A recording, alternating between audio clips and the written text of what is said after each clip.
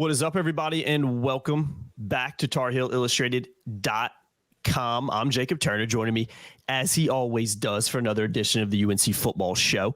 It's our very own publisher, Andrew Jones. And AJ, a lot to talk about, man. Last week, first week of fall camp has officially passed. A lot of topics to hit on. You've been there every step of the way so far. A lot of in-person interviews, a couple open practices as well that you've been able to observe. So I've got a rundown in front of me right here that I kind of want to hit on, like we typically do. Same kind of format, focusing on defense and offense specifically. But before I do that, I want to plug two things real quick. Head on over to our website. You can sign up for just $8.33 a month, TarHeelIllustrated.com. Links in the description below.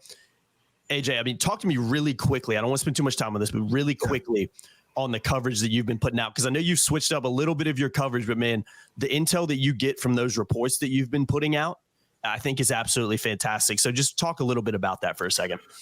Yeah, the habits of viewers and readers change, and I've made a lot of changes this offseason about how we're going to move forward with our coverage and scaling down, giving people healthy chunks. It's like, instead of doing a whole roasted chicken, we're going to do a lot of chicken tenders, healthy chicken tenders, if you will, because they have carbs if you put the batter and stuff on them. But we're going to kind of approach things a little bit more. There's going to be the roasted chicken every once in a while because people need that, and I personally have a need to create that stuff, but that's kind of the approach now. And I've thought that with the practices that I've done reports on, I'm able to get a lot more stuff out that way, and I'm simplifying things. And at times I'm also assuming a little bit more that the reader who's going to read those reports understands a little bit what I'm talking about.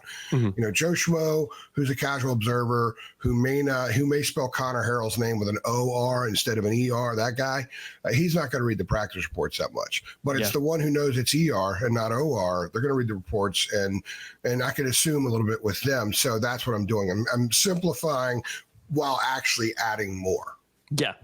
So guys, just wanted to plug that real quick. Head on over to the site. A lot of that stuff is free too, but if you want to support, you can be a premium subscriber over there. You can also shoot us a Venmo as well. We'd rather you sign up, but if you want to support, just maybe send a little cash as a thank you for all the content we put out. You can do that over there at so we can put out more. Exactly, man. It all goes back into I'm sorry to interrupt. No, you're good. Look, you're good. That's what I do, man. I interrupt this, AJ. That and the thumb typos that people on Twitter so graciously remind me of often when I do that. But we do have some pretty big news coming up about someone that's going to be returning to THI on a little bit of a different scale. So that's exciting too. So I've got to be able to make that happen. So the more revenue we generate, the more we can have a wider net cast from THI headquarters. Exactly. By the way, which is this? I'm sitting in it right now. Yeah, literally. Yeah, the headquarters. Everybody has their different. By the way, you notice the new backdrop? Yeah, man. You notice the new backdrop? Yeah, man. A little bit wider angle. That right there. Camera update. That right there was actually in each player's locker at the Final Four in New Orleans. In each locker. So Greg Barnes and Jim Hawkins of IC and I were like, hey, let's go find some signs to take. Because after the championship game, because we take signs. And we walked into the Carolina locker room and they're all there. And we're like popping them off. And since I drove to the Final Four. Yeah, I was about to say. They flew. I had like 5. And the deal was Greg Barnes would carry it back to the parking garage and I would drive him back to North Carolina and divvy him up at a later date. So that was actually that one was in, I think maybe RJ or somebody's locker. I don't know. It was just in there. The NCAA sticks them in there, and it looks like it's part of the wall. But we know better after all these years. We could pop stuff off walls and take them. Hey, they're gonna throw them away anyway, right? That's the reward. No, it looks good. You've seen before. I got a lot of shit up there. So yeah. It's like I want to add more color to it because it's more color to it, then people don't focus as much on what I look like, which is good. Oh, I love it, man. I think it looks nice. I really do. Hey, just dive into the meat of this podcast. I want to start with the defense first. And, I was listening to you had a post-practice interview with defensive coordinator Jeff Collins yesterday. If you haven't listened to it, head on over our YouTube channel after this and listen to it. I thought it was a really good interview. I always enjoy hearing from him. I know you haven't had a lot of opportunities to talk to him. And I know that was the first time since fall camp started, the first time in a while, really, that you guys have been able to kind of sit down and chat with him, especially after a practice. But I want to start with this scheme, because I think that was the first thing you asked about in the interview, was talking about the scheme and the simplification of it. And when, I think your direct question after your first one was kind of like, well, when do you can install it and do all that, but when do you start kind of noticing the players starting to get it and understand it and really figure it out? Because, when I hear Collins talk about the simplification of the scheme, as we know, AJ, that's been a big talking point in the Mac Brown 2.0 era under multiple defensive coordinators. Maybe the scheme's too complicated, need to dumb it down, need to simplify it. A lot of talent out there, but they're thinking too much when they're playing, and it's translating in poor defenses. Shouldn't be an excuse this year. It seems like the scheme has been dumbed down. It seems like it's been simplified a lot more. And based on what Jeff Collins is saying, his goal is for players to play not only fast, but instinctually, because they understand what they're supposed to do. They're not out there thinking, they're just out there reacting and doing. And that, in my opinion, should equal a better product on the field. So, AJ, from hearing from Jeff Collins and what you've seen in those 2 open practices, do you think, are you noticing a more simplified scheme? And do you think that will translate, based on what you've seen and heard so far, again, into a better product once the season starts?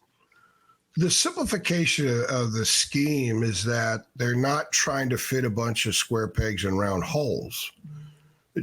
Des Evans said last week that they're less systematic than they were. So just because a guy is playing a certain position, he must fit whatever that description of that position is, and that's it. What Collins is doing is he's allowing for more variety within each spot to tailor to the player's natural skills. So they are very much attack-oriented now. They have an attack approach. For example, they're going to play a lot more press coverage. He calls them easy access throws. Every Carolina fan watching or listening to this video right now probably threw crap last year in their living room when the DBs were 12 yards out the line of scrimmage on a 3rd and 5. Mm-hmm. I'm just throwing that out there, right? I'm overstating an annoyance that Carolina fans had. They're going to be up there. Those are easy access throws. They're not going to allow those. So if you're going to play press coverage, that means that other guys in the secondary, the safeties, and also it changes a little bit about what the star does. They have to have more man stuff. They cannot make mistakes. Their roles or their responsibilities essentially get simplified because they're not trying to fit too much into what they're doing. They're trying to take advantage of the physical talents these guys have, and they have a lot of talent on defense, and they have a lot of depth on defense, and they have some older guys. There's a lot of snaps on that side of the ball. So when you're talking about Elijah Huzzy, 2,800 college snaps, and Marcus Allen, who started last year and played 931 snaps, who is 11 pounds heavier this year, stronger with weight. And some of the guys are saying he's even faster, and he's 6'2" as a corner. Suddenly you're saying, wow, that's pretty good lockdown. So I asked Marcus, what is the key?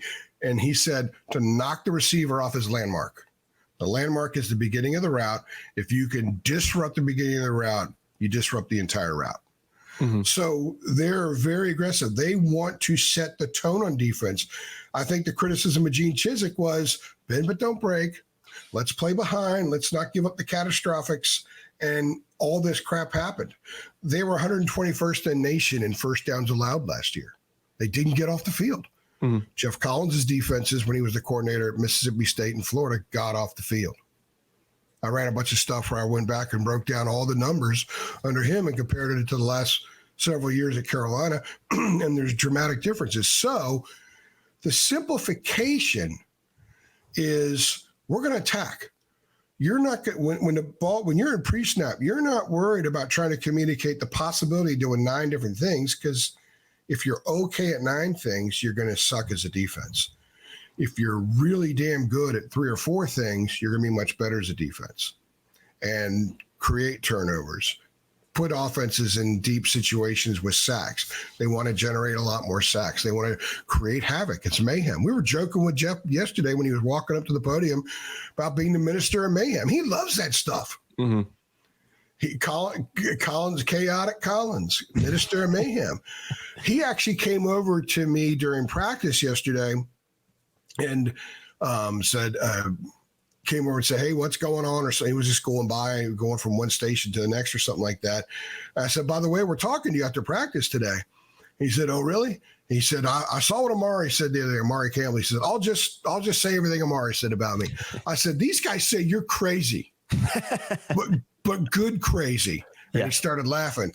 And I think he made a joke about his wife thinks it's bad crazy or something like that. But my point is that's what they want.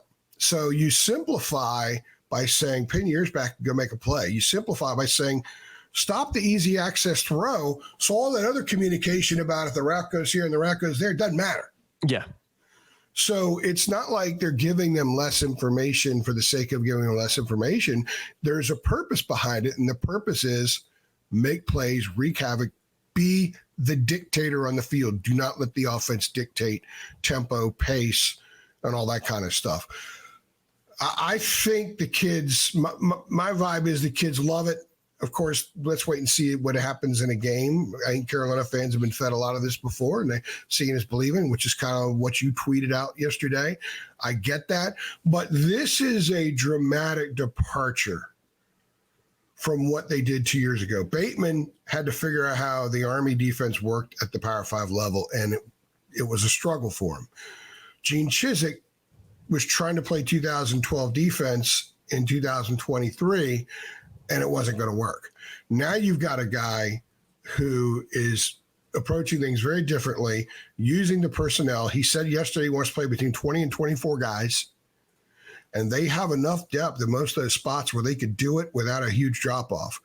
So we'll see. I think the defense is going to be better because I actually could see some of these things on the field. I'm seeing different drills. I'm seeing a different spirit. I'm seeing a different pep. When I'm watching 7-on-7, when I'm watching 11v11, the defense is winning 90% of the snaps. And they're doing it with Rodney Laura getting in the backfield, Travis Shaw getting in the backfield. They're doing it with Tyrone Stewart, the junior college transfer, making a denial deflection, PBU. They're doing it with DBs getting in front of balls. They're doing it with linebackers getting in front of balls. It's like they're playing 12 and 13 guys on defense sometimes. You cannot say that at all about the past 5 years. No, absolutely not. So that's a long answer to your question, but that's what the simplification means. It's not, well, you guys can only handle this much. It's, look, you only need to be great at 3 or 4 things. You only need, if you dictate, you don't need to do all that other crap.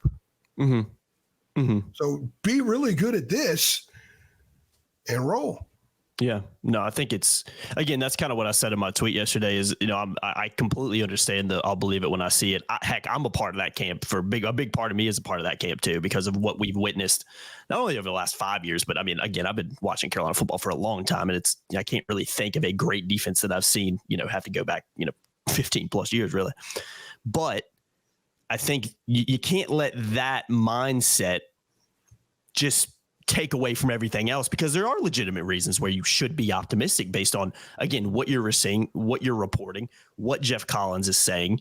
And again, you can't just be sitting here and be like, I don't really care, I'll just believe it when I see it. There are legitimate reasons to be optimistic. And I think only time will tell if this defense is in fact turned around and is turning a corner and is going to be much improved under Jeff Collins. But again, based on what we know on August 7th when we're recording this, and based on the talent that is, out there in key positions, I do think this defense has the potential to be much better. And AJ, one more thing I want to say based on that Collins interview, he talked about infusing belief. And that for me is huge, man. Confidence in sports, we talk about it all the time, AJ. Confidence is so key. Some people say it's the most important thing, because if you're not confident in not only your abilities, but what you're being asked to do, you're not going to do it. It doesn't matter how well you might practice. It doesn't matter how much tape you watch and how much film you watch. If you're not confident in those two things, you're not going to see a product that people want to see out on the field on game days. So the fact that Collins is honing in on that of, hey, we want to infuse belief in these players, that to me is crucial, AJ, because belief goes out the window very quickly when you give up 45 points at Georgia Tech, when you give up 42 at home to Duke. It's hard to really believe and be confident in what you're doing when you're getting torched by offenses like that. So that, I think, is a big key that he's focused on. And I think, again, that's a big positive, because here's how I look at it, AJ. Simplified scheme, belief in what they're being asked to do and confidence in their abilities to do those things, again, should, keyword should, we'll have to see, equal a better product during the season. So talk to me about that belief aspect as well, because I think that is probably why you're seeing it, or plays a small part, or maybe even a big part, in why in some of these 7v7s, you're seeing the defense maybe play better. That belief is there now. And let's just see if it translates to game days when the bullets start flying. Well, you could say they're unleashed a little bit. Mm-hmm. So they're going to do things like that. Now they're going to make mistakes and all, but when you have a defense and you have a lot of older players and you have a lot of talent, there's some NFL talent on that defense, no doubt about it. But when you're telling them to play in a cocoon, that's all you're going to get. And you're telling them, we don't trust you to go outside and flap your wings and go do your thing. So you're sort of inhibiting them some when you say, here's our net. We're just going to play within that net. I don't want you doing anything else. Just do everything we say. They're thinking too much, which happened all the time last year. Sometimes they weren't sure who was supposed to be in what spot. You heard about communication problems and everything. There's still going to be some of that. Because they're going to disguise a lot of things. They're going to show one thing and do something else. They're going to show that same thing again and make the offense think they're disguising, and they're not disguising. So the communication is going to be paramount. However, when the ball snapped, there should be no hesitance. Mm-hmm. Just make the play. You know how you're supposed to handle these things. One of the things I've noticed at the two practices so far, especially on the defensive side of the ball, I've seen a lot of technique work. So when you're isolated, so to speak, and you're kind of unleashed, and there's a lot of freedom, which is a word that's been thrown around a lot by the defensive guys, your technique will help you. It will carry you. You just can't run around the field like, hey, I'm a great athlete, I'm going to make plays. We see freshmen come in all the time that aren't ready yet because they've never had to use great technique. In fact, I remember talking to Jalen Dalton's coach. If you remember Jalen Dalton, yeah, I remember talking to his coach his senior year of high school about him, and he said, my biggest concern about Jalen going to college is he's never had to use technique before. He just throws people around like ragdolls. And even the defensive backs are so talented, they don't have to use technique. I've not seen this many technique drills on defense that I've seen. And one of the ones yesterday that I marveled at and I enjoyed was the defensive ends and rush guys, which do a lot of the same drills now. They're not separated as much as they used to be. Beating double teams in a pass rush. How to do it. It's not just you blow your way through. It's the technique. And I thought that was great. Mm-hmm. I could have sat watching that for 2 hours. It was fascinating. I know you love that. And kind of stuff. So there is different stuff. We're seeing a lot of different stuff. What does it translate to? We don't know. I think the defense should be better. I think it should be minimally in the middle of the nation, at least in the middle of the nation. There's too much talent, too much depth, too much experience. You got a proven DC. I mean, at some point, Mac Brown's part two is going to have to produce a really good defense. And you know what? They're going to need to be really good because the offense is not going to be as explosive. So they have to play more complementary football, and the defense has to do its job. Because if the defense is what it's been, they have a fairly manageable schedule, but this is not going to be a team that's going to challenge for anything significant. Yeah. Defense has to be very good a lot of the time and good at the minimum all the time. Agreed. And again, I'm not saying it's going to happen, but again, I've emphasized the word should a lot in this podcast, and I think it should be much improved. And again, we'll see, and we'll learn really quickly. Again, we'll learn a lot against Minnesota, but that's not the end all be all. It's game one. But as the season go on, as the weeks go on, that's when we'll kind of be able to say, okay, maybe this group is gotten a lot better, or maybe it isn't as good as we thought it might be. Well, again, I use the phrase "only time will tell" because that's all you can really do when it comes to this right here. But lastly, with the defense, we'll move to offense real quickly though. AJ, talk to me, guys maybe that are surprising, maybe running with the ones in key position. We were talking off camera about a guy like Caleb Koss kind of starting at that star position right now. Anybody else that you've seen in some of these 7v7s and some of these drills is running with the ones that I'm not saying surprises you because, or us because we're entrenched in it, but might surprise some people, than more of the casual fans that maybe aren't reading into and aren't looking into fall camp as much as they, maybe should be.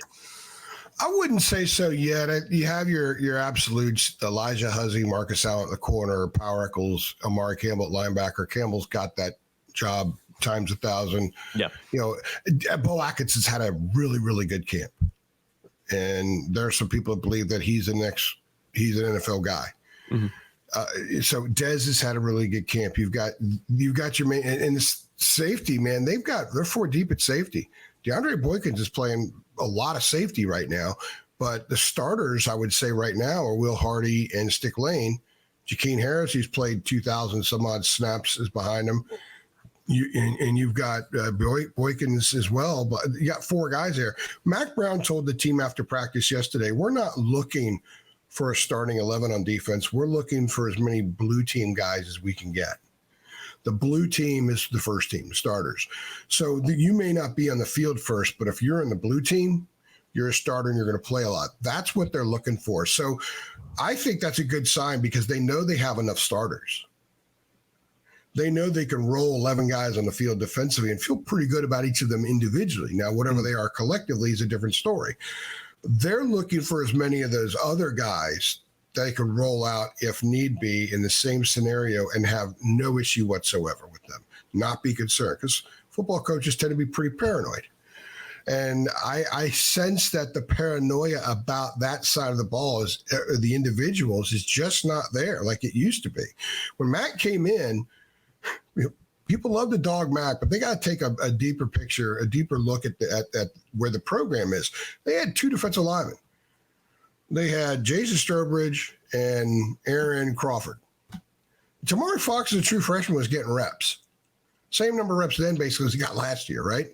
Mm-hmm. They had a quarterback turn linebacker, Chaz Surratt. They had Jeremiah Gilmore, who had 10 snaps under Larry Fedora. They had to move stuff around, didn't have that much depth. Now you've got a lot of dudes at the defensive line. You've got a linebacker room that actually has linebackers in it. I made the joke before, and I'm not being critical of Ra Dilworth, but Ra was the 3rd linebacker a couple of years ago at 204 pounds, it's just soaking wet. Yeah. And it's like, hey, Ra, you should play safety. Ra, I'm a linebacker. Ra's not there anymore because stuff like that. And the fact is that was their 3rd linebacker.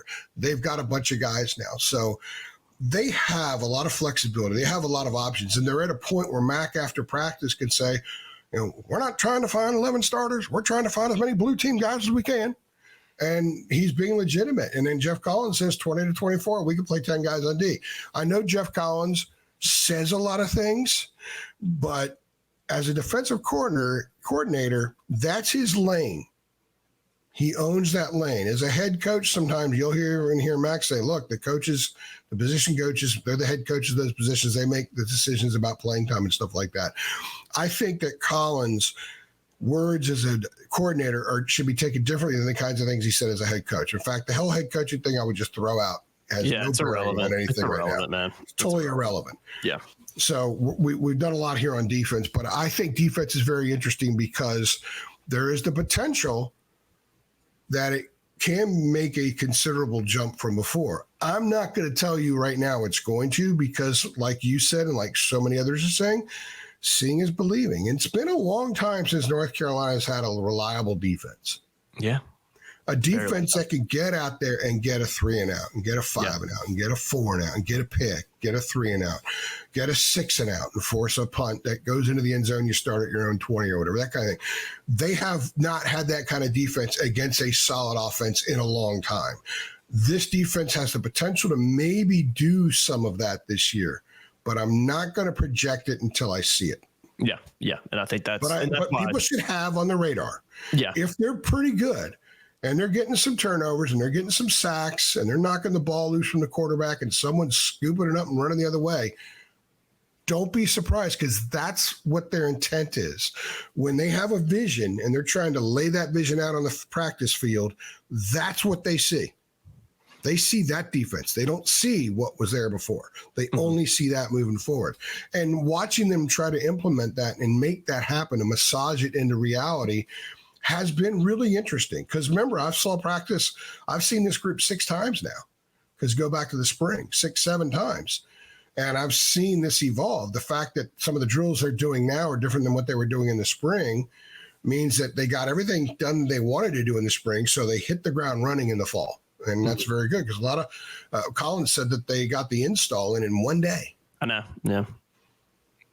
Pretty wild when you think about it. No, and again, that's why I wanted to spend more time on it, start and spend a little bit more time on the defense, because I think that's the group that fans are probably the most frustrated with, especially Carolina football fans have been watching Carolina football for a long time, but also maybe the most disillusioned about. And I don't really know if that's accurate based on, I think, the potential that this defense has. Well, again, we'll see what happens when the season starts. All right, let's move to the offense real quick. I want to focus on 2 groups, quarterback and O-line. Those are the 2 groups I have the biggest questions about, and I think those are the most 2 important positions. Obviously, some you could say on the football team, but obviously on the offense, because I think you look at running back, a lot of talent there. Marion Hampton, guys that are back there that have played like a Caleb Hood, Davion Goss is coming in. I'm not really worried about what that group's going to do. Wide receiver, a lot of talent there. Some experience back. I feel good about that position, but if you don't have a guy who can get the ball to you consistently, it doesn't really matter how much talent you have in that room. So, and again, tight end, arguably the best tight end room in the country. So let's focus on quarterback first. And I'm going to I read your report yesterday from the open practice and what you said about the quarterback position. So I'm going to tell you what I took away from your report, and you tell me if I'm maybe interpreting it wrong. QB competition. You said that Connor Harrell, Max Johnson rotated as first and second guys in drills. Jacoby Criswell was always third. Criswell, even during some reps, didn't even participate in those. So it seems like it's between Harrell and Johnson, and Criswell is kind of a non-factor. But the main takeaway that I took from it, for me, is a little bit of a concern still, because you talked a little bit about the 7v7, and what I took away from it, and what the worry is, in my opinion, is while it seems like Johnson might be the number 1 right now, because he's taking maybe more of those first team reps, or taking first team reps first over Harrell, it doesn't seem like either guy is really running away with it. And maybe that's not the right word to say, but I think more importantly, it doesn't seem like either guy is really standing out, where you're sitting there and you're saying, oh, wow, I really like what he's doing. Yeah, he's definitely the better quarterback here. It's kind of like, yeah, this guy does some things better than this guy, but neither of these guys really do either of these things fantastically well. So that's what I took away from your report on the QB. And for me, that's still that position is still a big worry, in my opinion, because I don't know what the high-end talent there really is. So is my interpretation of your report accurate in your opinion? And B, what is your kind of thoughts on how that position group battle is kind of, shaking out right now? Well, they're rotating as far as who takes the first snap. So let's say I ran a video yesterday of a shovel pass drill, and Connor went first in the shovel pass drill. The next drill they did were screens to the running backs, and Max went first there.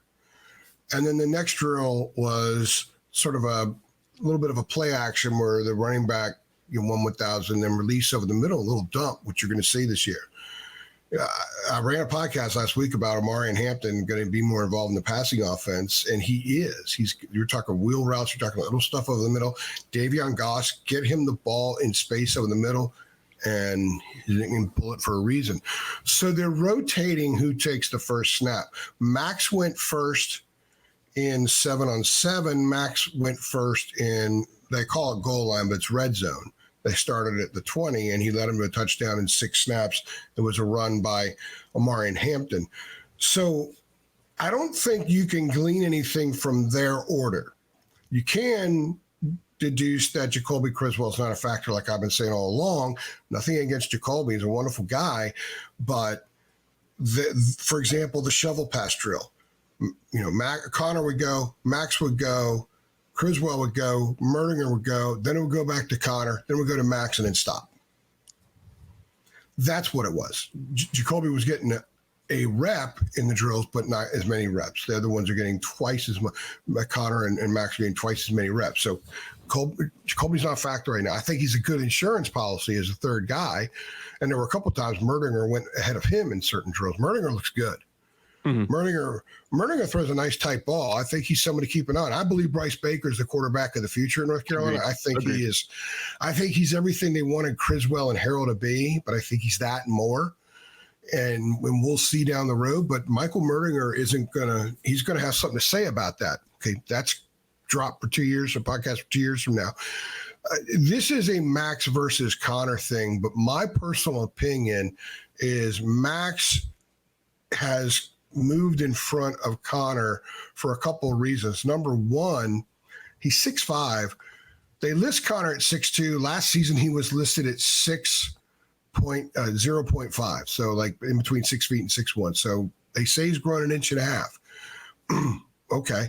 He plays 6 feet, and he has trouble seeing some short stuff over the middle, and he'll take off and run. Now, when he takes off and runs, they haven't had a guy that can do what he does maybe ever. I mean, Darian Durant was pretty good, but a lot of his stuff was up the gut.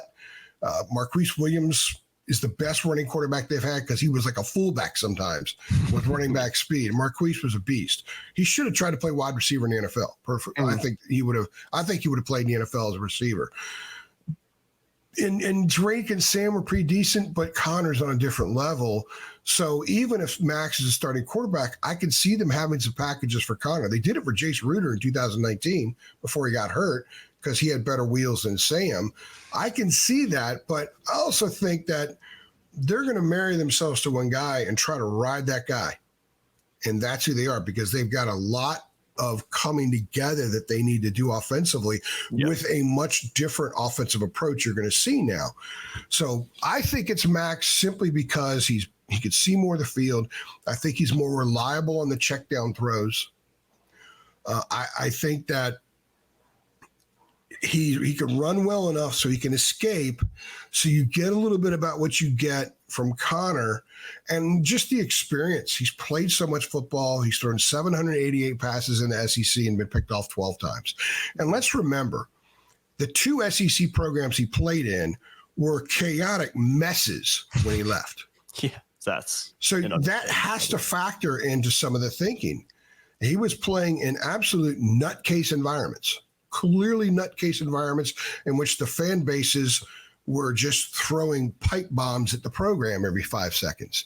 So that's what he dealt with. He's in a very clear, clean environment now where none of that's going on. The only craziness is Jeff Collins in a good way.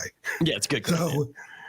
So I think that there is an opportunity with the run game, with the play action game, with the short passing game, with great, maybe the best tight end room in the country, a wide receiver room that is deep. They're going to play those guys. People are going to absolutely love Jordan Ship down the road. Just get it to them and let their legs do the work. Yeah. I think Max just fits those needs better. And when I watch them now, he looks better than he did on day one.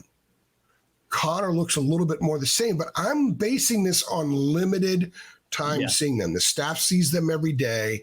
Max says, hey, one guy's better one day and the other guy's better, and the other guy's better the next day. I just see Max can check more boxes. And if you're going to be an offense that tries to complement the defense a little more, he's the guy. He hates the term game manager, but you can manage a game. You're supposed to manage a game. Yeah. It's not really but also make some plays too. Yeah. The objective is to score touchdowns. Yeah. So if you do it in 8 snaps instead of 4, that's complimentary football. Exactly. And there's still points. So that's what I see. I see a little bit more of an edge with the left-handed 6'5" guy as opposed to the right-handed super fast, barely over 6 feet guy. Yeah. And I think, Carolina fans just need to understand it's 2 different quarterbacks than what they're used to in Howell and Drake. I don't know if either of those guys has the ability, for instance, to throw the deep ball like Drake and Sam had. That might be a concern going into the season. That might be a limitation with these guys going into the season of, we don't really have a guy whose skill set really matches the ability that Drake and Sam had, particularly with the deep ball, but maybe they shine in other areas. And, a guy like Max Johnson and more of a game manager, and you look at the talent around, and especially at running back, maybe that's okay for this offense, especially, AJ, if the defense is much improved. Then again, you can get away with stuff like that when maybe over the past few seasons, you had to rely more on a Drake and more of a Sam to carry you through games because you weren't, as well-rounded on other parts. So let me throw this at you. Drake didn't have a great percentage of passes 20 yards downfield or more last year. I think teams look for it a lot. What you have with these guys, they both have the ability to make that throw. In fact, I saw Max make 2 beautiful throws downfield yesterday, beating defense. One of them was dropped. They got to fix some of the drops. We've seen, in the 7-on-7 yesterday, about half the balls hit the field. When Drake's doing 7-on-7, nothing hits the field. Yeah. That's Drake. He was the number, 3 pick in the draft, whatever it was? High in talent, These guys aren't him. So eliminate the comparisons now. They have nothing to do with anything. However, they can both make the deep throw. They both have really good arms. I think Max a little bit better. Again, he can see better, higher up. He can read the landscape. He's very patient in the pocket. His dad played 15 years in the NFL. You can see elements of that in him. Or a guy that has been reading film as a quarterback since he was 7 years old, probably. So you can see some of that in him.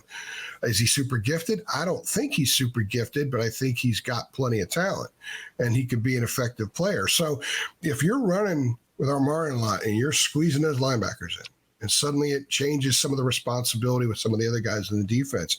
And you're dragging a tight end over the middle. And if the linebackers are sucked in and the star has to worry about the linebacker, safety has to come up. Next thing you know, you've got, how many burners do you have? Cubby Paysor is a burner. I think J.J. Jones has burner potential. Nate McCollum gets behind the defense. Jordan Shipp and Alex Taylor get over the top. They get past the defense all the time. There's Chris Culliver can get past the defense. Christian Hamilton can get past the defense. You can hit on some big plays without constantly looking for the big play. I think that those things will come naturally. They'll evolve during the course of games, and Chip Lindsey's going to be like, you know what? We could take a strike here. And I think that both quarterbacks have the ability to get the ball downfield. I just don't think that you could go into a game saying, well, we got to attempt 12 passes downfield today because we got to use this beautiful toy that we have. I think that might make them a little bit more difficult to defend. The last 2 years, offensively, they weren't as productive as the season went on. You go look at the yardage numbers, the scoring numbers, Drake's completion percentages, everything dropped after Wake Forest 2 years ago and after Virginia this past season. Starting with Virginia, because teams knew what they were going to do more. They were easier to prepare for. Now I think it's going to be a little bit different, simply because if you can't stop the run, you can't stop the run, right? They got to be able to run the ball. But I don't think they're going to be so reliant on their quarterback. They were too reliant on Drake last year. They were too reliant on Sam in 2021. And you saw how that worked out in the end. All 3 of those teams were not as good at the end of the year offensively as they were earlier in the year. This team's going to be a little bit different because I don't think they're going to be too reliant on any quarterback. No matter what Sam or Connor's numbers are like against Minnesota, Charlotte, Central, James Madison going into the Pitt game, no matter what their numbers look like, I don't think they're going to be too reliant on any of them to make plays to win games. They're not going to do the Drake May left-handed touchdown to quote Cubby Paysor at Pittsburgh last year, because they don't have that in their repertoire. So the coaches can't say, let's just get them on the edge and have them make a play. They can't do that. They have to be more 11 on 11, have more of an 11 on 11 mindset. And because of that, I think it's going to be very interesting from a journalistic standpoint and from a guy who likes to observe football standpoint. They're going to be different. They're going to be a different team offensively, and I'm looking forward to seeing what they're like. Yeah, me too. I think it's going to be fascinating. AJ, last thing real quick. I know you got to head to Chapel Hill in a few minutes, but I want to talk about the offensive line for just a second. Starters as of right now, based on, again, the report that you've put out, Howard Sampson, Malik McGowan, Austin Blasky, Willen Lampkin, and Trevion Green. Those are the guys running with the runs at this moment right now predominantly. You guys had an interview with Willie Lampkin about a week ago, and someone asked him, he didn't really answer the question, but someone asked him, why is the offensive line going to be improved this year? What leads you guys to believe that? Maybe I didn't really necessarily get the answer that I was hoping for. I didn't really get a direct answer to that. But one of the things that I took away from it, and one of the quotes that I liked from it was, he said, quote, a lot of guys are actually getting a shot this year. And I think that's where the basis of a lot of this improved O-line talk is coming from, is, well, we've got more guys that are playing now, so we're going to be fresher when we're out there. And we've also got more guys not only playing now, but we can actually rely on that we've had in previous years. Again, another situation that remains to be seen. We've heard a lot of talk over the last few years about we're going to play more guys, and it just never happens. So another situation where I'll believe it when I see it. But the talk this year seems like that's going to be the case, at least as of right now. So what are your thoughts on the O-line, AJ? Because, again, that is such a crucial position group, especially with the new quarterback behind you. It all starts in the trenches. If you don't have a good O-line, doesn't matter how much talent you have behind you, it's not going to shine. So are you seeing improvements in these open practices, in these 7v7s? Are you seeing a tangible improved product? Or are you still kind of sitting there like, maybe they're better, maybe they're not? I don't know. Yeah. I can't say I'm seeing it, and I can't say I'm not seeing it. Just too early to tell, kind of thing. It's hard to tell when we're not seeing 100% full contact, not mano-a-mano stuff like in, the nutcracker drills and stuff like that. I'm talking about the 5 lining up, Blasky calling signals, and them adjusting and then blocking according to whatever the play is. Until we see that, it's kind of hard to tell. Everyone's saying they're better, and they say it not like they're politicking. We're in a presidential campaign season. It's not like they're running a campaign ad for the offensive line, trying to get someone to believe something they didn't really sow, which is pretty common these days. And it just comes naturally, and it's coming from guys on the defensive side of the ball. It's fascinating because when the question is asked, why is the offensive line better? We keep hearing that. Guys talk about opportunity. They talk about the chip on the shoulder. They talk about chemistry. And chemistry is so important on the offensive line. However, if you can't block, can't block. You got all the chemistry in the world. You could be totally synchronized with your calls at the line of scrimmage. But if you cannot put your hat on a hat and move the guy, or if you cannot keep that guy from getting to the quarterback, doesn't matter what your chemistry is, doesn't matter how good the communication is. So the reason it's a hard sell is because you've got Howard Sampson starting one of the tackles. He played 83 snaps at North Texas last year. Yeah. You've got Austin Blasky starting center, who played 153 snaps in 4 years at Georgia or whatever it was. Yeah, he's got 2 national title rings, but he didn't really play. You got Malik McGowan, who's just kind of been sitting there in the program for a while on the punch shield team, and here he is now starting at guard. You've got Jonathan Adorno behind him, and you got Zach Rice somewhat in the mix. You got Trevion Green, who played 80 snaps or whatever it was last year at one of the starting tackles, and then there's Willie Lampkin, who's got a ton of experience. And the guys behind him don't have much experience. Adorno might be the third most experienced offensive lineman. I think the key here is Ja'Kai Leftwich, the transfer from Georgia Tech. He's going to probably end up starting. He went third in a couple of drills yesterday, on the individual drills, but then he wasn't with the ones when they did the red zone offense. I think that'll probably change. I suspect he'll end up starting ahead of Sampson, but he still only has about 750 snaps in his career. It's not like he's played a ton, but he's played a decent amount. So the offensive line, to me, you're asking for a lot of diamonds in the rough to be diamonds. Yeah. You can find remember Larry Fedora? Larry Fedora he was outstanding at finding the walk-on that could produce. They called it walk-on you.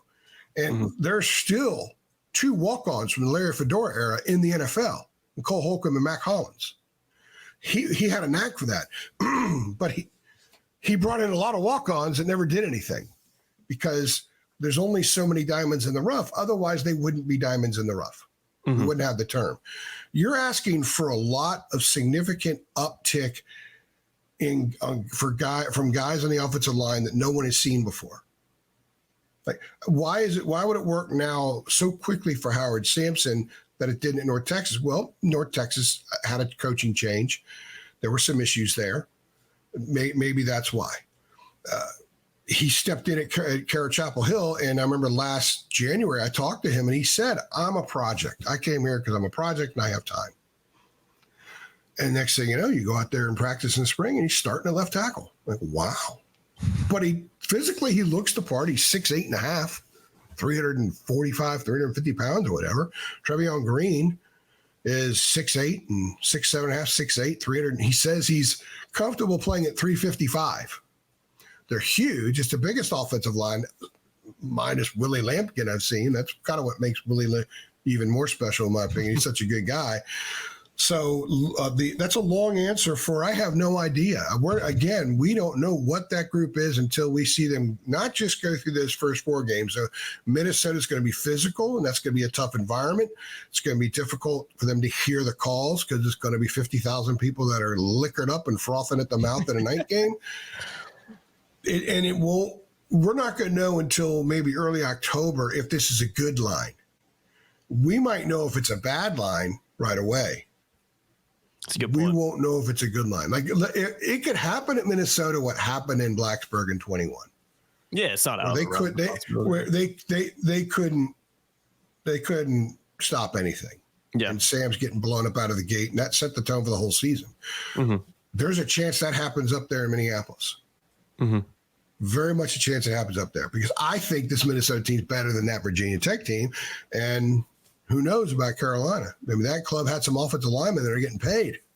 I know. I don't know how many of these guys are going to get paid. So, Again, another long answer, but I don't really know. I think it's an enormous question mark.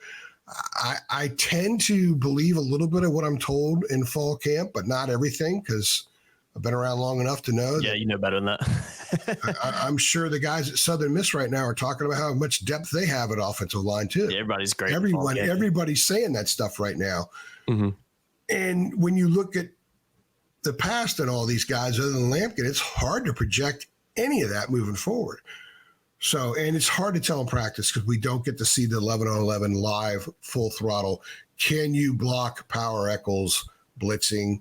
Can you block Kevin Hester straight up? I have not seen Trevion Green go up against Kevin Hester on a regular basis, full throttle. I have not seen Malik McGowan try to block down on Travis Shaw or Joshua Harris in a full throttle situation. I've not seen it.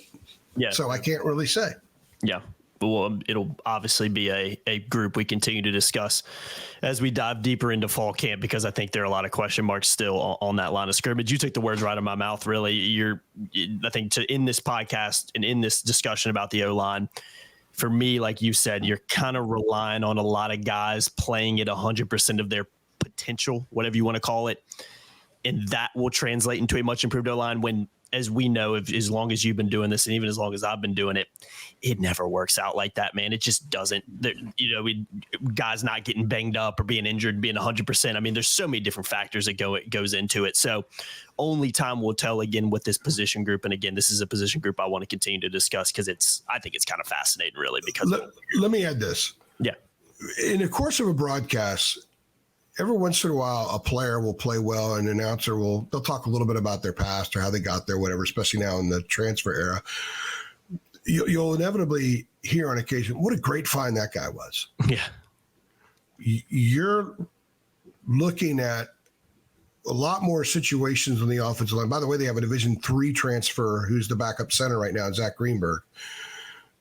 You're looking at a situation where you would have to have a lot of what a great find that guy was. Mm-hmm. And the more you rely on what a great find that guy was, the tougher it is to me to project super positive. So I don't know. Everybody says that they're better in the program. Everybody in the program says they're better. Mac has gone on the record. We're better than we were. So I have to give them some credibility on that. Mm-hmm. I just think for the rest of us, we won't know for sure until they dive into the season. So I can't project it, but I also can't project that they're not going to be any good just because we don't know. There's not a lot of track record with these guys individually. Doesn't mean they're not going to be any good. We also see in college football all the time, a guy goes from not playing to star status. Yeah. It happens. Yeah. So we don't know.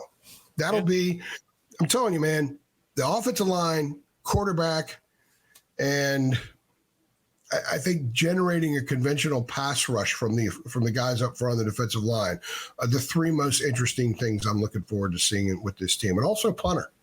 They need some consistency at punter because if you're deep, you can't – field position is going to be huge, especially if they're going to try to be a little more clock chewing oriented. You want to have a better field position for 1,000 reasons. Mm-hmm. A lot of things TBD, AJ, and I think that's where we'll leave this podcast.